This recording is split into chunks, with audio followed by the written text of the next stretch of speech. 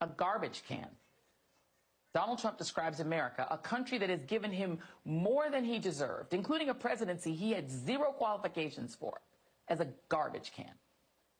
Donald Trump's grandfather, Friedrich Drumpf, came to this country from Bavaria, aka Germany, in 1885 as a 16-year-old draft dodger.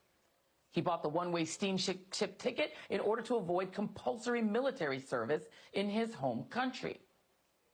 That is an example that his grandson, Cadet Bone Spurs, would later follow to keep from serving in Vietnam.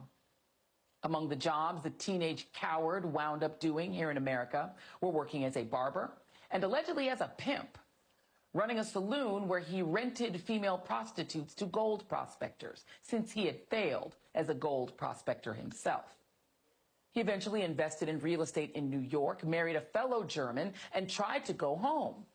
But Germany stripped him of his citizenship for draft dodging, and he returned to the U.S. for good. Lucky us. His middle child, Fred, was Donald Trump's father. Fred inherited New York properties from his father and built his real estate empire by becoming a slumlord in Queens, New York, taking advantage of generous tax incentives while also being a prolific tax evader, best known for buying up and ruining Coney Island.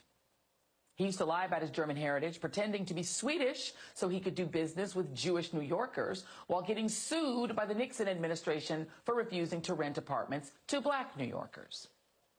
Donald Trump's mother, born Marianne McLeod, was an immigrant, too, from Scotland. She was working as a maid when she met Fred, but pretty soon, with Fred on her arm, she was sporting fur coats and jewels, while refusing to let her own nieces and nephews have free access to the coin laundry in the buildings the Trumps let them live in, and sometimes withholding heat, according to her niece, Mary Trump.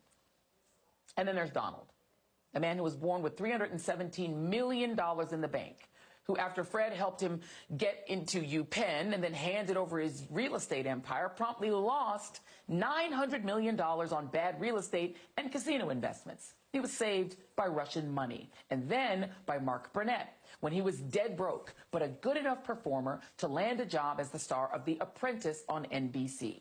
And that fame, despite his having no actual skills, convinced enough Americans that he should be president that he defeated a former First Lady, U.S. Senator, and Secretary of State, Hillary Clinton, despite losing the popular vote by 3 million votes. He and his family have done nothing but grift off this country.